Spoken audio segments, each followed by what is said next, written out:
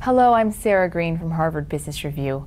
I'm talking today with best-selling author Daniel Goleman. His latest book is Focus. Dan, thanks so much for coming in. Pleasure to be here, Sarah. So in Focus, you talk about 3 different kinds of focus. Can you just tell us what are those 3 kinds and how come we need 3 different kinds of focus? Well, when we think of focus, we tend to think only of concentrated focus, but there are many kinds of attention. And for leadership, there are 3 kinds that are particularly important. One is an inner focus, being able to monitor your own thoughts, your feelings, your impulses. It's the basis of several surprising things. One is intuition and good decision making. A second is being able to stay calm under stress, to manage distressing emotions so they don't get in the way of your concentrating on the work at hand.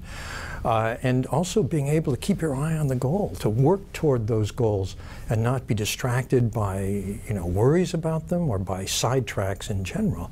So inner focus is the first. The second is focusing on other people. It's empathy is what I'm talking about. And there are 3 kinds of empathy. There's understanding how a person thinks, there's feeling with the other person, and there's also sensing what you can do for that person, what that person needs from you now, which is essential to being an effective leader. And empathy is the basis for all the relationship skills, for persuasion, for influence, for collaboration, for teamwork.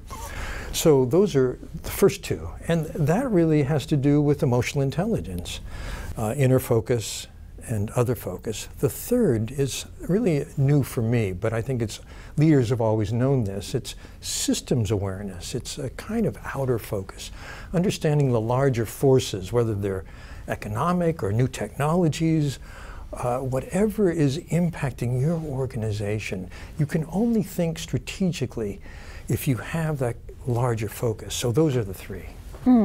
So when you're talking about those 3 different kinds of focus and attention, what makes it so hard to do those 3 things either individually or all at once? Because I think if we know we're supposed to do this, what gets in our way?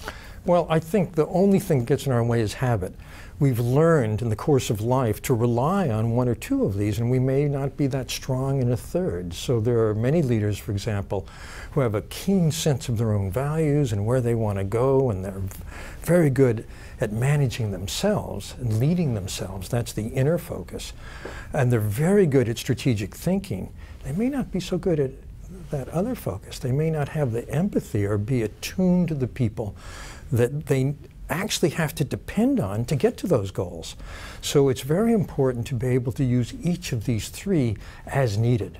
Well, and I know that in a lot of your work on emotional intelligence, you really focus on the idea that we can improve these skills in ourselves. So how can we help some of the people watching really improve what they're doing? Well, each of those kinds of skill sets, inner, other, and outer, takes a different kind of practice. So inner awareness, which comes down to being able to tune into what's going on inside you, can be amped up, if you will, by, say, the practice of mindfulness. More and more businesses are encouraging people to practice mindfulness, which is an attention-strengthening exercise. What you do is you practice a session daily, 10 minutes, whatever you have, of monitoring your mind, monitoring your thoughts and your feelings without getting reactive. And it turns out to strengthen the mental muscle for attention and for inner focus. For empathy, what you need is feedback. You need to know, am I accurate or not in reading the other person? And that can be practiced with someone who's willing to tell you what they're feeling. It might be your spouse. Hopefully your spouse is willing to tell you. It might be someone who, you just make a contact, make a deal, a coach or someone. This is what I'm sensing you're feeling. Or are you thinking this? And see if you're accurate. In other words, it gets stronger through feedback.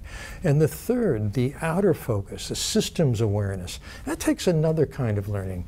That takes really knowing, for example, someone who's good at it, who will help you see if you can understand how they think about the world, how they think about the company, how they think about the firm. So there it helps to have a mentor or a model, someone whose abilities in that domain you really admire, who can help you get better. So if you're a leader and you're trying to inculcate more kinds of focus in your followers, are there any ways that we've mostly talked so far about how you can improve your own ways of focusing, but what if you want to help someone else? Well, you know, when you demonstrate or apply different kinds of focus, you actually are helping other people. Because a lot of this is learned unconsciously, implicitly by models. This is how kids learn how to focus on the world. When you see a toddler watching the people in the family talk, they're learning how you interact. You can be the focused leader, the concentrated leader, but you can also give some tips to people. One of them might be, for example, many of us, or most of us these days, work at a computer. Computers are a little bit diabolical when it comes to attention, because the work that you have to get done is on the screen. But at a single click, all of your distractions are there too. Your email, your Facebook, the web, all of those lures for attention.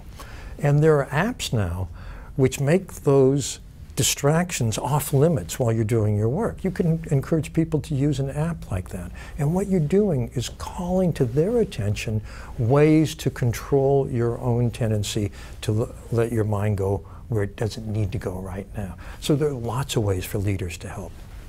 Well, Dan, this has been just a really interesting conversation. Thank you so much again for coming in today. I really enjoyed it.